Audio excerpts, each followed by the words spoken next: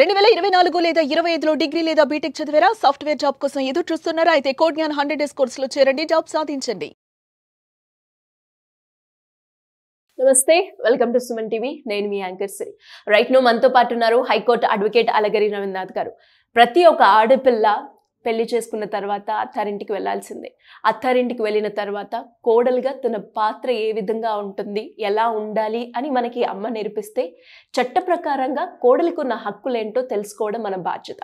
So ఈ వీడియోలో దీని గురించి మనకి క్లారిటీ ఇవ్వడానికి అలగరి రవీంద్రనాథ్ గారు ఉన్నారు. వారిని అడిగి తెలుసుకుందాం. నమస్కారం అలగరి రవీంద్రనాథ్ గారు. నమస్తే అండి సిరి గారు. సార్, పెళ్లి చేసుకున్న తర్వాత ప్రతి ఆడపిల్ల ఇంట్లో ఎలా ఉండాలి, అత్తతో ఎలా ఉండాలి, భర్తతో ఎలా ఉండాలి అని తల్లి మనకి నేర్పిస్తుంది. కానీ చట్ట ప్రకారంగా కోడలుకున్న హక్కులేంటి, వాటిని ఏ సందర్భాల్లో ఎలా మనము సద్వినియోగం చేసుకోవాలి, ఇవన్నీ కూడా ఇప్పుడున్న ప్రజెంట్ సమాజానికి చాలా అవసరమైన విషయాలు అని చెప్పొచ్చు. సో అందులో భాగంగానే చట్ట ప్రకారంగా కోడలికి ఎలాంటి హక్కులు ఉంటాయి సార్? మీరు మొదటగా చెప్పినట్టు శ్రీ గారు, తల్లి చెప్తుంటుంది అత్తవారింట్లో ఎలా కలిసిమెలిసి ఉండాలి, అత్తగారితో ఎలా కలిసి ఉండాలి, మామగారితో ఎలా ఉండాలి, మరుదులతో ఎలా ఉండాలి, లేకపోతే ఆడపడుచులతో ఎలా ఉండాలి, భర్తతో ఎలా ఉండాలి, అవి మాత్రమే ఆ శుద్ధులు బుద్ధులు తల్లి చెప్పి పంపిస్తుంది. కానీ ఈరోజు మారుతున్న కాలంలో పరిస్థితులు కూడా మారుతున్నాయి. ప్రతి ఆడపిల్ల కూడా ఈరోజు స్వతంత్రంగా తన లైఫ్ స్టైల్ తను జీవిస్తూ ఉంది. అవును సార్. ఎంత రకాలుగా అనేక విధాలుగా ఎంత డెవలప్మెంట్ అయినప్పటికి కూడా, ఎంత చదువుకుని తన స్వతంత్రంగా తన కాళ్ళ మీద తను నిలబడినప్పటికి కూడా రోజు మాకు వస్తున్న కేసులు చూస్తుంటే కొన్ని రకాల ఇబ్బందులకు కూడా గురవుతున్నారు.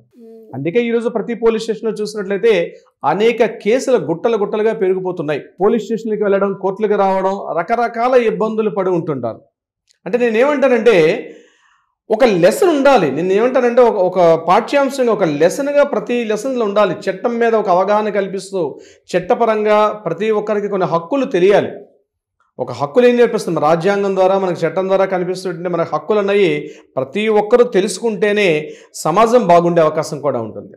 ముఖ్యంగా పెళ్ళైనటువంటి అమ్మాయి అత్తవారింట్లో వెళ్ళేటప్పుడు ఆమెకు కూడా హక్కులు ఉంటాయి. మనం చాలా సందర్భాల్లో చూస్తుంటాం, కొన్ని సినిమాల కథలో చూస్తుంటాం, జీవితంలో కూడా మన ఇరుగు పొరుగు వాళ్ళు, పక్కింటి వారు, ఎదురు ఉన్న వాళ్ళు కూడా ఆ అమ్మాయి అత్తవారింటికి వెళ్ళిన తర్వాత కొన్ని రకాల ఇబ్బందులు పడుతూ తన అమ్మకి చెప్పుకోలేక, తన నాన్నగారు చెప్పుకోలేక, తన బ్రదర్కి చెప్పుకోలేక, తనలో తను సతమతమైపోయి భర్త కోఆపరేట్ చేయలేక అనేక రకాల ఇబ్బందులు పడుతూ ఉంటారు.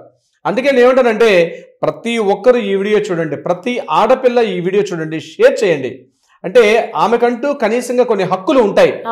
ఏమిటా హక్కులు అండి ఈరోజు వీడియోలో మనం డిస్కస్ చేద్దాం. అందులో నెంబర్ 1, రైట్ టు రెసిడెన్స్. పెళ్ళైన తర్వాత అత్తవారింటికి వెళ్ళిన తర్వాత ఆ అత్తవారింట్లో ఆమెకి నివాసం కల్పించాల్సిన బాధ్యత, హక్కు తనకుందా. ఇంట్లో అత్తమామలున్నా, ఆడపడుచున్నా, మరుదులున్నా, ఎవరున్నా సరే ఖచ్చితంగా ఆమెకి ఆ ఇంట్లో నివసించే హక్కు ఉంది.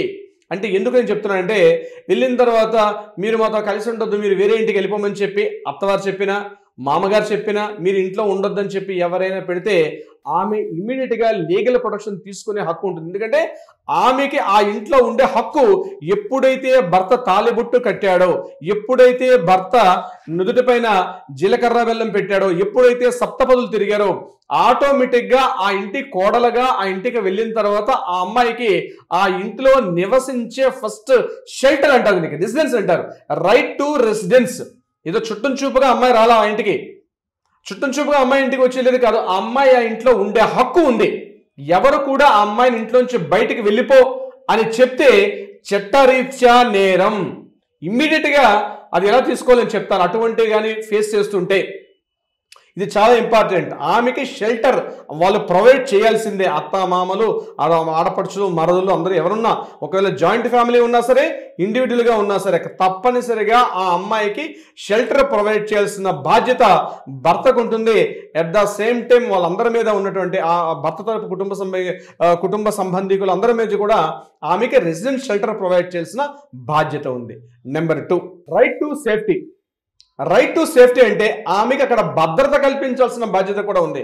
అమ్మగారి ఇంట్లో 25 ఏళ్ల పాటు, 20 ఏళ్ల పాటు, 26 ఏళ్ల పాటు, 28 ఏళ్ల పాటు హ్యాపీగా ఆడుతూ పాటు తులుతూ గెంతుతూ ఉన్నటువంటి అమ్మాయి ఎప్పుడైతే షెల్టర్లోకి వెళ్ళిందో ఆ ఇంట్లో భద్రత కల్పించాల్సిన బాధ్యత కూడా ఆ అత్తవారింటి పైన ఉంటుంది, అట్ ద సేమ్ టైం భర్త మీద కూడా ఉంటుంది. అంటే ఆమెని ఒకవేళ వేధింపులకు గురి చేసినా, లేకపోతే స్కిన్ టోన్ అని, ఆర్థికంగా ఇబ్బందులని, లేకపోతే ఆమెకి కాస్త సమ్ డిఫరెన్షియేట్ చూపించిన అట్లాంటి సేఫ్టీ లేకపోతే ఆమె ఎప్పుడైతే నాకు ఇంట్లో సేఫ్టీగా లేను అని ఎప్పుడైతే గుర్తిస్తుందో ఇమ్మీడియట్ గా తక్షణం ఆమె ఆ ఇంటి మీద న్యాయపరంగా యాక్షన్ తీసుకునే హక్కు కూడా ఉంటుంది. ఇది మనకి ఉమెన్స్ ప్రొటెక్షన్ యాక్ట్ 2005 యాక్ట్ ప్రకారం ఇవన్నీ కూడా ఆమెకు ప్రొవైడ్ చేస్తూ ఉంటుంది. ఇక number 3 right to maintenance. Right to maintenance అంటే ఆమెకి ఆ ఇంట్లో మెయింటెనెన్స్ అంటే ఆమె కట్టుకునే బట్ట కావచ్చు, లేకపోతే ఆమెకి ఇంట్లో ఫుడ్ ఇవన్నీ పెట్టే బాధ్యత అత్తవారింటి మీద ఉంటుంది.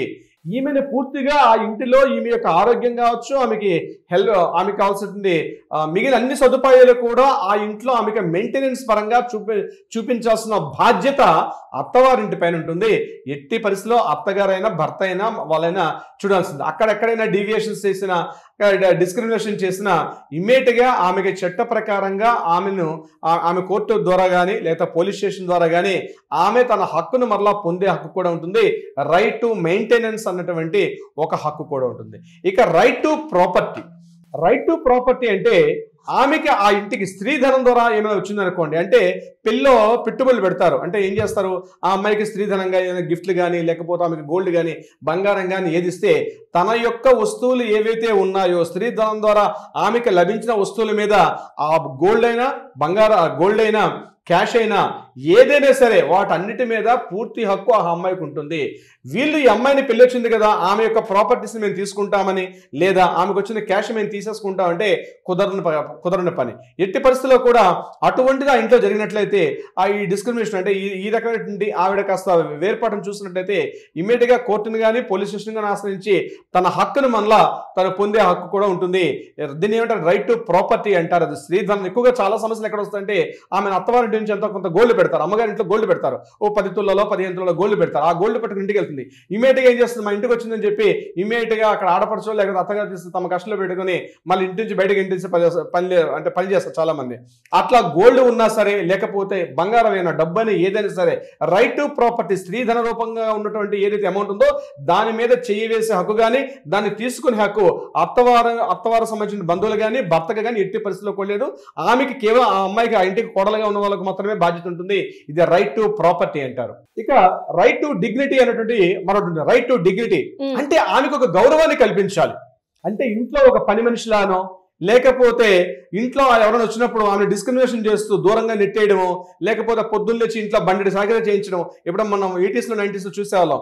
బండెడి చాకరీ చేయించడం, ఇంట్లో అంట్లు అవన్నీ కూడా అక్కడ పడేసి ఆమె తోమించడం, లేకపోతే ఇంట్లో బట్టలన్నీ అంటే ఒక ఇంట్లో ఒక మెయిడ్ సర్వెంట్ లాగా ట్రీట్ చేస్తారు. మెయిడ్ సర్వెంట్ గా చేసే హక్కు ఆ ఇంటి అత్తవారికి లేదు. అది మీకు హక్కు ఏంటి, రైట్ టు డిగ్నిటీ అంటారు.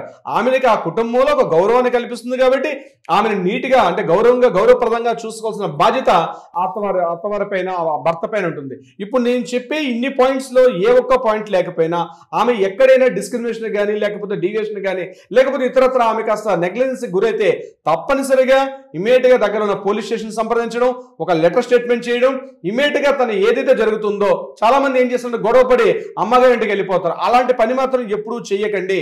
మీకు హక్కు ఉంటుంది, అత్తవారింట్లో మీకంటే హక్కు ఉంటుంది. చాలా మంది వస్తారు క్లయింట్స్ వచ్చి, సార్ మా గొడవ ఏంటి సార్, నేను మా అమ్మగారింటికి ఎందుకు రావాల్సింది, మీకు హక్కేముంది, మీకు అమ్మగారింట్లో పెళ్ళైన తర్వాత మీరు ఉండాల్సిన బాధ్యత మీ అత్తగారింట్లోనే. ఏదో గొడవ వచ్చిందనో ఏదో మాట పట్టింపు వస్తే మీరు వెళ్లాల్సింది న్యాయపరంగా హక్కులు సాధించుకోండి.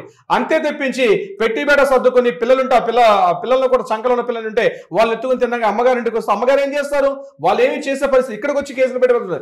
మీరు అక్కడే ఉండి సాధించుకునే ప్రయత్నం చేయండి. మీకు చట్టాలు, న్యాయము, హక్కులు మీకు ఉన్నాయి. అట్ ద సేమ్ టైం మీరు ఏంటంటే గుర్తుపెట్టుకోండి, మీ హక్కులు మీరు తెలుసుకోవడం, వీలైనంత వరకు మీ కుటుంబ గౌరవాన్ని పెంచే విధంగా ప్రయత్నం చేయండి. మీరు తప్పు చేయకండి. తప్పు ఎవరైనా చేస్తే మీరు ఒప్పుకునే ప్రయత్నం కూడా మీరు ఎట్టి పరిస్థితుల్లో హర్షించకండి. ఇవి చాలా పాయింట్స్ ఉంటాయి సిరిగా, చాలా లెంగ్తీ డిస్కషన్ ఇది, బట్ చాలా కీ పాయింట్స్ మనం మాట్లాడుకున్నాం. సిరి గారు, డెఫినెట్గా సార్, మీరు ఏదైతే ఇన్ఫర్మేషన్ ఇచ్చారో ప్రతి ఒక్క ఆడపిల్ల తర్వాత కోడలుగా ఎప్పుడైతే మారుతుందో చాలా ముఖ్యంగా తెలుసుకోవాల్సిన విషయాలు అనొచ్చు. అండ్ పెళ్లి చేసుకోబోయే ప్రతి ఆడపిల్ల కూడా తెలుసుకొని అత్తారింటికి వెళ్ళినప్పుడు ఇలాంటి సందర్భాలు ఒకవేళ కనుక ఎదురైతే దీనికి మనం ఇలా పరిష్కరించవచ్చు అన్న ఒక ఐడియాని క్రియేట్ చేసింది అని చెప్పొచ్చు ఈ వీడియో ద్వారా. ఎవరైతే చూస్తున్నారో ప్రతి ఒక్కరు కూడా అంటే పెళ్లి చేసుకోబోయే వాళ్ళందరికీ కూడా ఈ వీడియోని షేర్ చేయండి. అండ్ అలాగే చూస్తున్న వారికి కూడా ఇంకా ఇలాంటి సిచ్యువేషన్లో ఉన్నప్పుడు ఇది మా హక్కు అని గుర్తించి యాక్షన్ తీసుకోవడానికి ట్రై చేయండి. సరే, మరి ఇలాంటి సందర్భాల్లో ఎవరైనా కూడా ఇంకా ఫేస్ చేస్తున్నారు, మాకు మీ గైడెన్స్ కావాలి, లీగల్ పరంగా మేము ముందుకెళ్ళాలి అనుకునే వాళ్ళు ఎవరైనా కూడా ఫ్యామిలీ రిలేటెడ్గా అయినా ప్రాపర్టీ రిలేటెడ్గా అయినా కూడా మిమ్మల్ని అప్రోచ్ అవ్వాలి అంటే ఏ విధంగా ఉంటుంది? రవీంద్రనాథ్ అడ్వకేట్, తెలంగాణ హైకోర్టు ఎప్పుడూ మీకు అందుబాటులో ఉంటారు. ఇటువంటి సమస్యలతో మీరు బాధపడుతుంటే, మీలో మీరు కన్ఫ్యూజ్ అయ్యి డిస్టర్బెన్స్ అయ్యి మీలో మీరు లోపల కుమిలిపోకండి. మీ పేరెంట్స్ని చెప్తే వాళ్ళు కూడా ఏమి చేసే పరిస్థితి లేదు. తక్షణమే మీ ఈ కింద స్క్రోల్ అవుతున్న నెంబర్ని కాంటాక్ట్ చేయండి, వాట్సాప్ చేయండి, అపాయింట్మెంట్ తీసుకొచ్చి కలవండి. సరైనటువంటి సమస్యకు పరిష్కారం మీకు దొరుకుతుంది. అదే కాకుండా లీగల్గా ఏదైనా కోర్టుల్లో వివాదాలు ఉంటే వాటికి కూడా మనం కలిసి మనం పరిష్కరించే ప్రయత్నం చేద్దాం. శ్రీ గారు, డెఫినెట్గా sir. Thank you so much. Thank you so much అండి శ్రీ గారు.